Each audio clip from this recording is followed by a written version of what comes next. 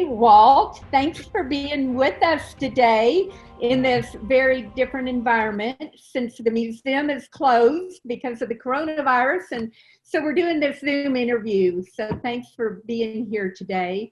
And of course, we're all sheltered in place and we're quarantined and locked in and whining.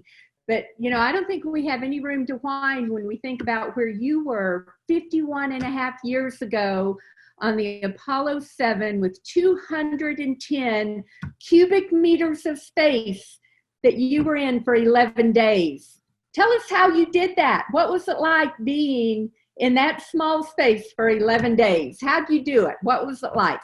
Well, when we lifted off in Apollo 7, we may not have been fat when it came to space, but believe me, we looked forward to it as having more room than anybody else up until that time had in space.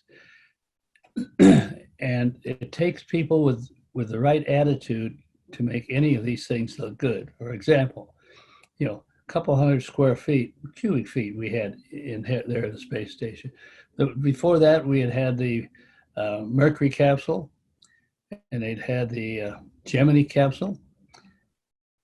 You could not get out of the couch in any one of those places.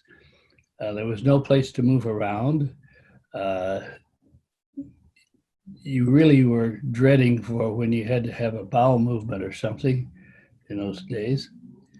And we didn't have an improvement in equipment, but we had room enough now where we could get in and out of the couch.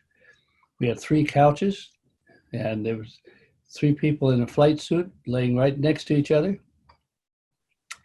And when you were next to each other, believe me, you were not just barely touching. It was kind of tight between the other people. So we thought it was wonderful. It was so much better than any of the earlier spacecraft that we thought we were just so fortunate to be in that spacecraft. We were only concerned and ticked off about one thing when we lifted off. And that was we were a minute and a half late. And I can remember us having a few comments on that at the time. So we were very fortunate. Lifting off took about 10 minutes to get into space. And we knew at that time there we would have a mission. We didn't know.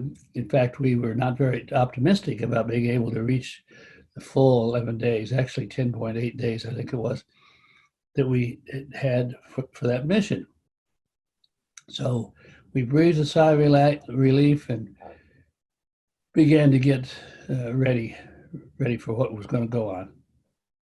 Wow. So a minute and a half late, I know you well enough now that I know even a minute and a half late today still bothers you. So I can imagine that it did. I just can't imagine being in that tight quarters. So when the museum is open back up, if you all have not been to see the Apollo 7 command module, I hope you'll come see it, and you can try to imagine being in that tight space that Walt is talking about for that period of time. And you'll be very thankful that you've got at least your apartment or your house or your backyard to be in. So while we're all having to learn to do things in a different way, we're having Zoom meetings, students are having to do online classes, everybody's having to learn different things. But you had, as you're beginning to talk about, this really important mission. You were very busy. You had tasks to do. And you talked about it took a different attitude. Y'all had a can-do attitude to make it happen. What kind of personal skills did it take for that mission to be 101% successful? We know that's what NASA said. This mission was 101% successful. Well, I'll explain where they got the 101% before I get through, but I need to tell you just to put it in step with what it really was in those days. We were on the first mission, the first Apollo mission, and that was our 3rd attempt over 3 years to launch. Originally, we were on the what was going to be the second mission. And after about 7 months or so, the spacecraft, we were helping to get ready at the manufacturers. And so we were making engineering changes and testing and doing all kinds of things like that, working sometimes 24, 36 hours a day. And when we were doing that, we were, getting off. Well, after about 7 months there, they canceled our mission. And when they did, they put us on as the backup for the first mission. Chapter 6. And that first mission was Gus Grissom, Ed White, and Roger Chaffee.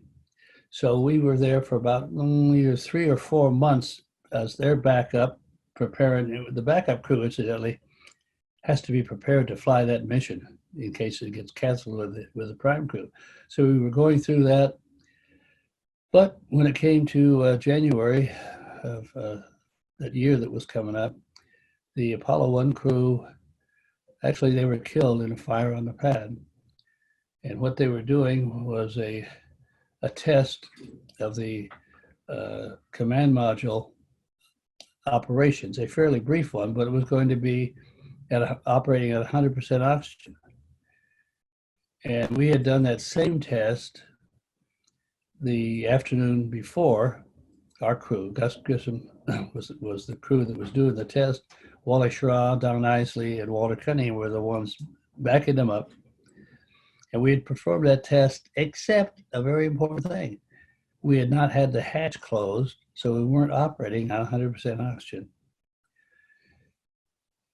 And the Apollo 1 crew there, they ended up getting a fire. And the fire was, the total duration of that before they were out of it was about 18 seconds. And when the fire went off, they started trying to loosen things up, open the hatch and what have you. They couldn't even come close to it. So they ended up dying. We felt very, very, very sorry about that. We, not just because somebody is killed, because we were in a business where we knew that people could be killed. We were willing to pay the price. I feel fortunate. In my whole life, I feel fortunate because I was able to get to that position there. At any rate, the crew is down. They're out of it. Turns out that the spacecraft, some of the things we tried to get repaired hadn't been able to get some of those. But they thought they were planning on the Apollo 1 mission to launch with another 30 days. We knew that we would not get off in 30 days. We were still shocked when we got back to Houston that afternoon because it was taking so long for the Apollo 1 crew to get ready there that we sat out and we flew back. And by the time we got back, that's when we were notified when we got there that our prime crew had died in the fire on the pad. It took about another, I don't know, a week or 10 days before we were the backup crew, and then they assigned us to the prime crew. And also, we not only got to be on the prime crew, the whole attitude of the people trying to get things ready had changed a bit. It took us 21 months in order to get those changes that we wanted to have done, wanted to fix the spacecraft, wanted to have a good mission. And it took us 21 months to get to that point. We lifted off October 11th, went to 22nd, 1968. And the spacecraft was in good shape. We'd had a different kind of hatch, one that you could open. We had really worked our tail off until that point. So I can remember during the countdown, later after we got back, I had several different people ask me, what was our attitude about it? I said, we were so happy. And they said, no problems. I said, boy, I tell you, we had only one thing that we cussed at when we lifted off. We were a minute and a half late. And I'll never forget how basically inappropriate that was. And that was because we had to stop long enough to get the oxygen level back up one brief period of time. but I can remember that during liftoff. And what we did during liftoff is every minute there would be a check-in, and we rotated through our crew about 3 times, minute for 1, 2, and 3 each time to check in on something. But our only real kind of irritation on that was being a minute and a half late at liftoff. So 101% successful. Tell me in a nutshell about that mission. It was the longest. You say it better than anybody. Well, I have to tell you, it was an important accomplishment. As time goes on, I find myself maybe more proud of that. But because it was the very first manned mission with 3 people in the crew and a brand new spacecraft, they had they'd loaded with as much accomplishment as we can on the hardware, but they also, in case, we always expected that the mission would have some problem where it wouldn't last its objective, like 10.8 days on the thing. But things were going well enough. This is mechanically, I'm not talking about psychologically at this stage, but they were going well enough that over the years, over the days, we added another 5 or 6 different objectives that had to be on there, and we accomplished like 4 of them, even though we had to. I think we missed out on 1 or 2 of the regular ones originally. So when we got back, when we finally splashed down, the operations on the ground there had calculated things, and we were 101% successful. So that's the positive part about the mission. The negative reaction that the ground had, and unfortunately they did, is because they didn't like the onboard attitude that was going on. And there was a variety of reasons. I can't tell you I'm an expert on that, but the main problem was when we lifted off, by the time we got in orbit, Wally was coughing with a cold. And in fact, he would check with Don Isley and me to see if we had a cold or whatever. We didn't have. As a matter of fact, after the mission was over, they started checking on some of these things, and I think Don once or twice coughed. I never had a cough on that mission, but you'd have to keep in mind what the attitude of flight. I was going to say flight crews, but the fight crews. I mean, those that are out there. The objective of the world was on our back at the time. And their attitude on that. And Wally, his cold was getting to him. We were doing the first live television from space, but we had to delay that a day so Wally could get in a little better shape. But he was under his couch and trying to get well. And Wally was very experienced. And Wally was, well, in general, he'd been there longer than Don and I. He was probably considered more capable. Of course, that's a matter of opinion on it, but he was an extremely fine pilot, one of the best I ever flew with. And so he was pretty well laid up for, 3, 4, 5 years, 3 or 4, 5 days, is getting well, recovering from the cold. And we just kept taking on new things. We did television. We did all the mission objectives. They added some mission objectives over the time. So all in all, when we got back, that mission was declared 101% successful.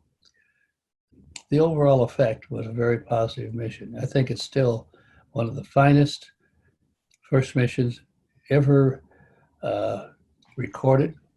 And to this day, 51 years later, Apollo 7 is considered the longest, the most ambitious, the most successful first test flight of any new flying machine ever. Absolutely. Congratulations on that. I think that is phenomenal. And to think that, we have you as a friend of the museum, we have the Apollo 7 at the museum. It's just fabulous. And what a motivation to all of us watching today in this new environment we're in, the challenges we're in. To think of all that you faced and the crew faced, this is nothing for us today, right? We can accept the challenge in our quarantine space. We have a lot of room, and I think we all need to have that can-do attitude as we're all learning to do things in a different environment. And hopefully, we can all say at the end of this that we'll be 101% successful when we get out of this. Very good. I admire Well, that. any last words for us? We'll look forward to seeing you at the museum when we all get out. I'll be glad to get back there again. I've been working with that museum for about 30 years. You've been a great friend to the museum. Yeah, that's when it started out. It was in one little room, period. I mean, so it's come a long ways, and I think it's done a very nice job.